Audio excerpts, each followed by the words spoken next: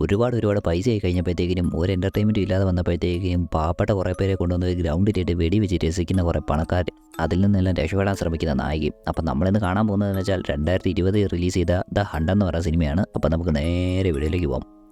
ഈ സിനിമ കാണുമ്പോൾ നമ്മളെ കാണിക്കുന്നത് അദീനയാണ്. അവളാണെങ്കിൽ അവളുടെ കാശുകാരുമായിട്ടുള്ള കൂട്ടുകാരോടൊക്കെ ഒരു ഹണ്ടിങ് ഇവൻറ്റിനെ പറ്റി സംസാരിച്ചുകൊണ്ടിരിക്കുമായിരുന്നു. പിന്നീട് ഇവളുടെ പ്രൈവറ്റ് ജെറ്റിൽ ഒരുപാട് ആളുകളെ കൊണ്ടുവന്നതായിട്ട് പറയും. അവിടെയാണ് റിച്ചാർഡ് എന്ന് പറഞ്ഞൊരു കാശുകാരൻ ഇരിക്കുന്നതും. എയർ ഹോസ്റ്റസ് അങ്ങോട്ട് വരുമ്പോഴത്തേക്കിനും അവനൊരു ഷാമ്പയിൻ ഓർഡർ ചെയ്യും. അതവൾ അവൻ ഒഴിച്ചു കൊടുത്തുകൊണ്ടിരിക്കുമ്പോഴാണ് പെട്ടെന്ന് പുറകിൽ നിന്ന് ഒരാൾ വരുന്നതും ഇവരെല്ലാം പേടിച്ചു പോകുന്നതും. റിച്ചാർഡാണെങ്കിൽ ഇവനിങ്ങനെ ബോധം വന്നെന്നുള്ള രീതിയിൽ മുന്നോട്ട് പോകുമ്പോഴാണ് ഇവരുടെ കൂട്ടത്തിലുള്ള ഡോക്ടർ വന്ന് അവനെ ആശ്വസിപ്പിക്കാൻ നോക്കുന്നത്. അവനാണെങ്കിൽ വെപ്രാളം കാണിച്ചുകൊണ്ടിരിക്കുമായിരുന്നു. അവനെ പതിയെ കിടത്തിയ ശേഷം ഡോക്ടറാണെങ്കിൽ എയർ ഹോസ്റ്റേഴ്സിനുള്ള ഒരു പേന ചോദിച്ചിട്ട് അവനെ ആ പേന കൊണ്ട് കുത്തും. പക്ഷെ അവനാണെങ്കിൽ അതിൽ മരിക്കത്തില്ലായിരുന്നു. അവനുള്ള വെപ്രാളത്തിൽ അവിടെ ഇരിക്കുന്ന ബോട്ടിലെടുത്ത് ആ ഡോക്ടറിൻ്റെ തലക്കടിക്കും. പിന്നീട് ആ ബോട്ടിൽ പൊട്ടിച്ചിട്ട് അവർക്ക് നേരെ വീശിക്കൊണ്ടിരിക്കും. അന്നേരമാണ് പിന്നീട് അധീന വരുന്നത് കാണിക്കുന്നത്. അവളാണെങ്കിൽ അവളെ ചെരുപ്പൂരി ആ ചെരുപ്പിൻ്റെ മൂർച്ചയുള്ള ഭാഗം കൊണ്ട് അവൻ്റെ കണ്ണിലേക്ക് കുത്തിക്കൊല്ലും. പിന്നീട് ഡോക്ടറാണെങ്കിൽ അവനെയും വലിച്ചുകൊണ്ട് മറ്റൊരു മുറിയിലേക്ക് പോകും. അവിടെ വെച്ച് അവനാണെങ്കിൽ പൂർണ്ണമായിട്ട് മരിച്ചിട്ടില്ലായിരുന്നു. അവൻ അവിടെ കിടക്കുന്ന ഒരു പെണ്ണിനോട് ഹെൽപ്പ് ചെയ്യാൻ ചോദിക്കും. പക്ഷെ അവളാണെങ്കിൽ ബോധരഹിതയായിട്ട് കിടക്കുമായിരുന്നു. പിന്നീട് നമ്മളെ കാണിക്കുന്നത് ആ ബ്ലോണ്ട് പെൺകുട്ടിയാണെങ്കിൽ ഏതോ ഒരു സ്ഥലത്ത് കിടന്നുകൊണ്ട് ബോധം വരുന്നതായിരുന്നു. അവളെ പതി കഴിഞ്ഞേക്കുമ്പോഴത്തേക്കിനും അവളുടെ വായിൽ സംസാരിക്കാൻ പറ്റാത്ത പോലെ ഒരു സാധനം വെച്ച് ലോക്ക് ചെയ്ത് വെച്ചേക്കുമായിരുന്നു. അവൾ പതി എഴുന്നേറ്റ് അവിടെ എല്ലാം നോക്കുമ്പോഴത്തേക്കിനും അവിടെ മറ്റൊരു പെൺകുട്ടിയെ കാണും. അവളുടെ പേരായിരുന്നു ക്രിസ്റ്റൽ. അവളാണെങ്കിൽ അവിടെ നിന്ന് രക്ഷപ്പെട്ട് അവളെ മറ്റു വഴികൾ അന്വേഷിച്ചുകൊണ്ടിരിക്കുമായിരുന്നു. ഈ ബ്ലോണ്ട് പെൺകുട്ടിയാണെങ്കിൽ അവൾ ഉത്തരവൊന്നും പറയാത്തതുകൊണ്ട് അവിടെയുള്ള ബാക്കിയുള്ളവരെ ഫോളോ ചെയ്ത് അവരെല്ലാം കൂടി ഗ്രൗണ്ടിലേക്ക് ചെല്ലും. അവിടെ ഗ്രൗണ്ടിൻ്റെ നടുക്കടെ വലിയൊരു ബോക്സ് വെച്ചിട്ടുണ്ടായിരുന്നു. ബാക്കി എല്ലാവരും പേടിച്ചിരിക്കുമ്പോഴത്തേക്കും ഒരുത്തനാണെങ്കിൽ അത് തുറക്കാൻ വേണ്ടി അങ്ങോട്ട് ചെല്ലും.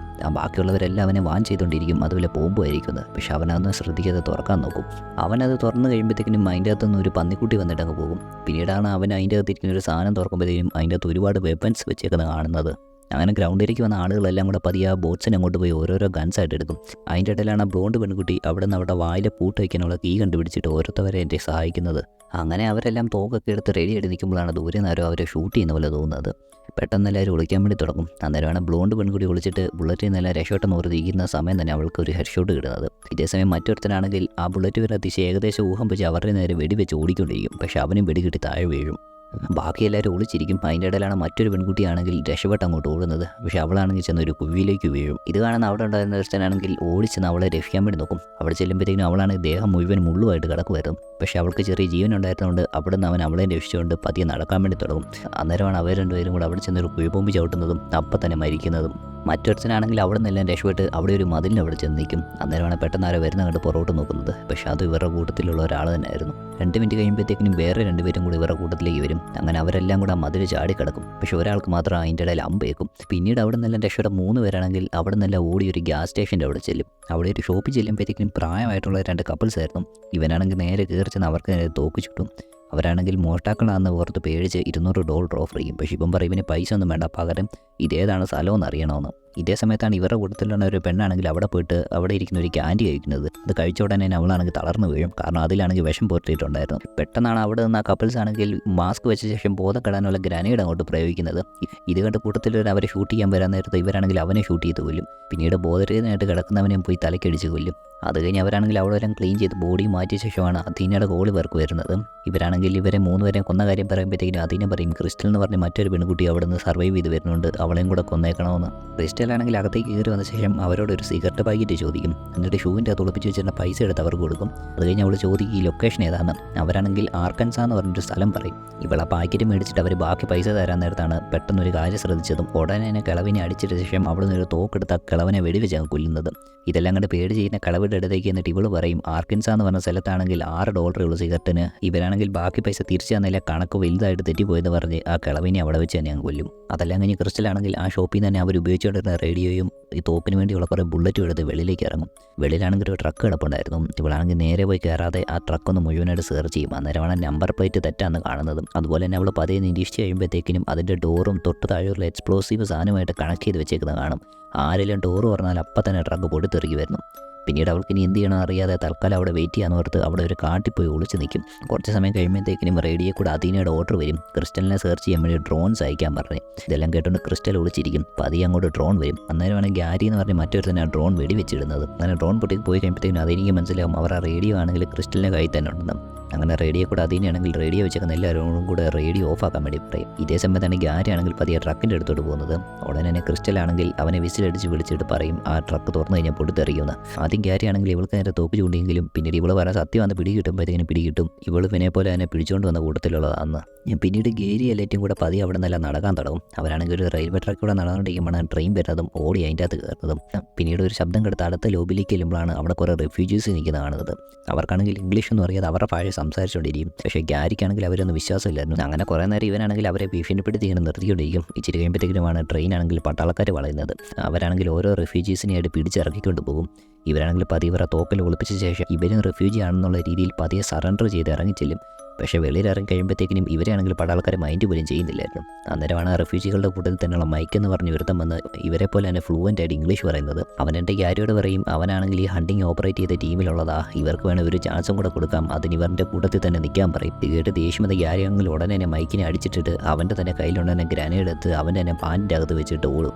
മൈക്കാണെങ്കിൽ അവിടെ വെച്ച് തന്നെ പൊട്ടിത്തെറിക്കും. ഇതേ സമയത്ത് ഗ്യാരിയാണെങ്കിൽ ട്രെയിൻ്റെ അടി കൂടെ അപ്പുറത്തെ സൈഡിലേക്ക് കയറി രക്ഷപ്പെട്ടു. അതേസമയം ക്രിസ്റ്റലിനെ ആണെങ്കിൽ പട്ടാളക്കാർ മറ്റൊരു റെഫ്യൂജി ക്യാമ്പിലേക്ക് കൊണ്ടുപോകും. അവിടെ ചെന്ന് കഴിയുമ്പോഴത്തേക്കിനും അവളെയാണെങ്കിൽ ഒരു US റെപ്രസെൻറ്റേറ്റീവ് ആയിട്ടുള്ള ഡിനോ എന്ന് പറഞ്ഞ ഒരാളെ കാണിക്കാൻ വേണ്ടി കൊണ്ടുപോകും. അവനാണെങ്കിൽ ഇവളോട് ഡോക്യുമെൻറ്റ്സ് ഒക്കെ ചോദിക്കുമ്പോഴത്തേക്കും ഇവൾ ആദ്യം തന്നെ ഏതാ സ്ഥലമെന്ന് ചോദിക്കും. അങ്ങനെ ക്രൊയേഷ്യ എന്ന് അറിഞ്ഞു കഴിയുമ്പോഴത്തേക്കും ഇവളി നടന്ന കാര്യങ്ങളെല്ലാം പറയും. അന്നേരമാണ് ഡിനോ പറയുന്നത് ഇതേ കാര്യങ്ങൾ തന്നെ ഡോൺ എന്ന് പറഞ്ഞ ഒരാളും പറഞ്ഞായിരുന്നു. തൊട്ടടുത്ത് തന്നെ ഡോൺ എന്ന് പറഞ്ഞ മറ്റൊരു തന്നെ കൊണ്ടുവരും. ഇവനും ഇതേപോലെ ഹണ്ടിങ് ഗെയിമിൽ തന്നെ പെട്ടുപോയതായിരുന്നു.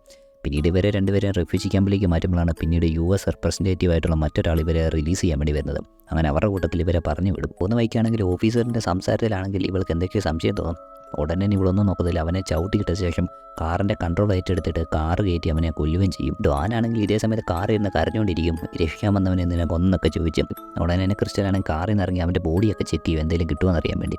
അത് കഴിഞ്ഞ് ഇവൾ പോയി ഡിക്ക് തുറക്കുമ്പോഴാണ് അതിൻ്റെ അകത്ത് ഗ്യാരിയുടെ ബോഡി കാണുന്നത്. അന്നേരമാണ് ഡാനും കാര്യം പിടികിട്ടുന്നത്. പിന്നീട് അവളാണെങ്കിൽ അതിൻ്റെ അകത്തുനിന്നൊരു മാപ്പ് കണ്ടുപിടിക്കും. അതുപോലെ തന്നെ ഇവർ രണ്ടുപേരും മാത്രമാണ് ഈ ഹണ്ടിങ്ങിൻ്റെ സർവൈവേഴ്സ് എന്ന് പിടികിട്ടും.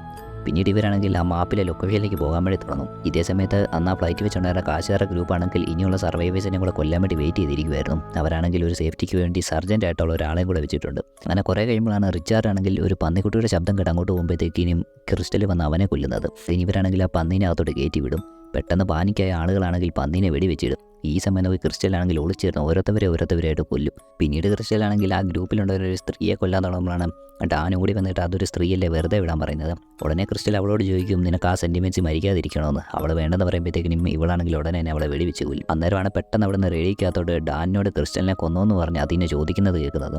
അന്നേരം തന്നെ ക്രിസ്റ്റലാണെങ്കിൽ ഡാനിന് നേരെ തോക്ക് ചൂണ്ടും. ക്രിസ്റ്റലാണെങ്കിൽ അവനോട് കുറേ ക്വസ്റ്റ്യൻസ് ചോദിച്ചുകൊണ്ടിരിക്കും. അതിനൊന്നും ഡാനിന് കറക്റ്റ് ആൻസർ ഇല്ലായിരുന്നു. ഉടനെ തന്നെ ക്രിസ്റ്റൽ അവനെ വെടിവെച്ച് കൊല്ലും. അതുമല്ല റേഡിയോ കൂടെ മനസ്സിലായി അതിനെയാണെങ്കിൽ ക്രിസ്റ്റലിനെ വെല്ലുവിളിയും ഇവൾക്ക് കഴിവുണ്ടെങ്കിൽ അവളെ കണ്ടുപിടിച്ച് കൊല്ലാൻ വേണ്ടി. ക്രിസ്റ്റലാണെങ്കിൽ പിന്നീട് അടികൊണ്ട് കിടക്കുന്ന സർജൻറ്റിൻ്റെ അടുത്തേക്ക് പോകും. അവിടെ ചെന്നിട്ട് അതിനുള്ള ലൊക്കേഷനൊക്കെ ചോദിക്കും. ആദ്യം അവൻ പറയാതിരിക്കുമ്പോഴത്തേക്കിനും അവൻ്റെ മുറിവ് ഞെക്കി പിടിച്ച് വീണ്ടും വേദന എടുപ്പിക്കുമ്പോഴത്തേക്കിനും അവനാണെങ്കിൽ അതിനുള്ള കംപ്ലീറ്റ് ലൊക്കേഷൻ ഇവൾക്ക് പറഞ്ഞു കൊടുക്കും. പിന്നീട് ക്രിസ്റ്റലാണെങ്കിൽ സർജൻറ്റിനെയും കൊന്നിട്ട് അതിനെ തപ്പിപ്പോവും. പിന്നീടാണ് കഥയാണെങ്കിൽ ഒരു വർഷം മുന്നത്തെ കാണിക്കുന്നത്. അന്നാണെങ്കിൽ അതിനെ കൂട്ടുകാരുമായിട്ട് ചാറ്റ് ചെയ്തുകൊണ്ടിരിക്കും ഇതുപോലെ ഒരു ഹണ്ടിങ് പ്രോഗ്രാം നടക്കുന്നതിനെ പറ്റി. അങ്ങനെ ഏകദേശം സാഡിസ്റ്റ് ആയിട്ടുള്ള കുറേ പണക്കാരാണെങ്കിൽ ഇതിലേക്ക് വലിയൊരു ഇൻവെസ്റ്റ്മെൻറ്റ് വിടും. പക്ഷേ ഇവരുടെ ഈ ചാറ്റിംഗ് ആണെങ്കിൽ എങ്ങനെ സോഷ്യൽ മീഡിയയിലേക്ക് ലീക്കായി പോകുമായിരുന്നു. അങ്ങനെ ഇവരുടെ പ്രൊഫൈലെല്ലാം നശിച്ച് മിക്കവരും ഇൻവെസ്റ്റ്മെൻ്റ് എല്ലാം നിർത്തിയിട്ട് പോകും. പിന്നീട് 8 മാസം കഴിയുമ്പോഴാണ് ഇവരാണെങ്കിൽ വീണ്ടും ഹണ്ടിങ് പ്രോഗ്രാം തുടങ്ങാൻ വേണ്ടി തീരുമാനിക്കുന്നത്. അന്നേരം ഇവർക്കാണെങ്കിൽ കൊല്ലാൻ വേണ്ടി കുറേ ആളുകളെ കണ്ടുപിടിക്കണമായിരുന്നു.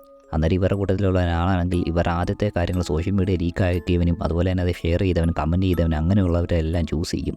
പിന്നീട് പുതിയ കാലത്തിലേക്ക് വരുവാണെങ്കിൽ ക്രിസ്റ്റലാണെങ്കിൽ അതിനയുടെ വീട് ചെന്നിട്ടുണ്ടായിരുന്നു. ഇതറിഞ്ഞ അതിനെയാണെങ്കിൽ അവിടെ നിന്ന് അവളോട് ഓർഡർ ചെയ്യും അവളുടെ തോക്കെല്ലാം വെളി വെച്ചിട്ട് വരാൻ വേണ്ടി. ക്രിസ്റ്റലിനകത്ത് ചെല്ലുമ്പോഴത്തേക്കും അതിനെയാണെങ്കിൽ ഒന്നും അറിയാത്ത പോലെ ഫുഡ് കുക്ക് ചെയ്തുകൊണ്ടിരിക്കുമായിരുന്നു. അതിനെയാണെങ്കിൽ എന്തുകൊണ്ടാണ് ക്രിസ്റ്റലിനെ പിടിച്ചുകൊണ്ട് വന്നെന്നുള്ളതിൻ്റെ കാര്യം പറയും. കാരണം ക്രിസ്റ്റലായിരുന്നു അന്ന് ഇവരുടെ സ്പ്രെഡായ ന്യൂസ് ആണെങ്കിൽ മാക്സിമം ഷെയർ ചെയ്തത്. അതിനാണ് ക്രിസ്റ്റൽ അതിനോട് പറയുന്നത്. പക്ഷേ ഇവരെ കടത്തിക്കൊണ്ട് വന്ന ക്രിസ്റ്റൽ മാറിപ്പോയെന്ന്. കാരണം ഇവരുടെ സിറ്റിയിലാണെങ്കിൽ ഒരേ വീട്ടുപേരും ഒരേ പേരുമുള്ള 2 ക്രിസ്റ്റൽ ഉണ്ടായിരുന്നെന്ന്. ഇവരിപ്പോൾ പിടിച്ചുകൊണ്ട് വന്നതിന് ക്രിസ്റ്റൽ എന്ന് പറഞ്ഞാൽ ആർമിയുടെ ട്രെയിനിങ് കിട്ടിയ ക്രിസ്റ്റലിനെ ആയിരുന്നെന്നും അതുകൊണ്ടാണ് ഇവിടെ സർവൈവ് ചെയ്ത് വന്നെന്നും പറയും. അതിനേക്കാണെങ്കിൽ ഇത് അക്സെപ്റ്റ് ചെയ്യാനേ പറ്റുന്നില്ലായിരുന്നു. അങ്ങനെ രണ്ടുപേരും കൂടെ അവിടെ കിടന്ന് ഫൈറ്റ് ചെയ്യാൻ വേണ്ടി തുടങ്ങും. അങ്ങനെ കുറേ നേരം ബ്രൂച്ചലായിട്ടുള്ള ഫൈറ്റ് നടന്നു കഴിയുമ്പോഴേക്കും ഏറ്റവും അവസാനം രണ്ടുപേരും ബ്ലീഡിങ് ഉണ്ടായിട്ട് വീഴും. അങ്ങനെ അതിനെയാണെങ്കിൽ മരിക്കുന്ന തൊട്ട് മുമ്പായിട്ട് ഇവളോട് ചോദിക്കും ശരിക്കും ഇവളുടെ ഐഡൻറ്റിറ്റി ഒന്ന് പറഞ്ഞുകൂടെയെന്ന്. അന്നേരം ഇവളാണെങ്കിൽ വീണ്ടും അത് തന്നെ പറയും ആ പോസ്റ്റ് ഷെയർ ചെയ്ത ക്രിസ്റ്റൽ ഇവൾ തന്നെ അല്ലെന്ന്. ഇത് കേട്ട് കഴിയുമ്പോഴത്തേക്കും അതിനെയാണെങ്കിൽ മരിച്ചു വീഴും. ക്രിസ്റ്റലാണെങ്കിൽ അവൾക്കുള്ള ശക്തി എടുത്ത് പതിയെ എഴുന്നേക്കാൻ വേണ്ടി തുടങ്ങും. അങ്ങനെ കിച്ചണിലുള്ള ടൂൾസും കാര്യങ്ങളും എല്ലാം ഉപയോഗിച്ച് അവളാണെങ്കിൽ അവളുടെ മുറിവുകളൊക്കെ സ്റ്റിച്ച് ചെയ്യും. അത് കഴിഞ്ഞ് അവളാണെങ്കിൽ അതീൻ്റെ ഡ്രസ്സും അതുപോലെ തന്നെ അതീനെ ഉപയോഗിച്ചുകൊണ്ടിരിക്കുന്ന വില കൂടിയ ഷാമ്പയിനും എടുത്തുകൊണ്ട് കോൺഫിഡൻറ്റോടുകൂടി തന്നെ വെളിയിലേക്ക് വന്ന് അതീനയുടെ തന്നെ ഫ്ലൈറ്റിൽ കയറിയിട്ട് അവിടുത്തെ പൈലറ്റിനോട് ഇവള് പറയുന്ന ലൊക്കേഷനിലേക്ക് ഇറക്കാൻ വേണ്ടി പറയും. അന്നേരമാണ് അങ്ങോട്ട് ഫ്ലൈറ്റ് അറ്റൻഡൻ്റ് ആയിട്ടുള്ള പെൺകുട്ടി ഒരു ഷാമ്പയിനുമായിട്ട് വരുന്നത്. ഇത് കാണുന്ന ക്രിസ്റ്റലാണെങ്കിൽ അവളെയും ഇവളുടെ കൂട്ടത്തിൽ നിന്ന് ഷാമ്പയിൻ കഴിക്കാൻ വേണ്ടി ക്ഷണിക്കും. അങ്ങനെ രണ്ടുപേരും ഇരുന്ന് ഷാമ്പയിൻ കുടിക്കും. അതോടുകൂടി ഈ സിനിമ അവിടെ അവസാനിക്കും.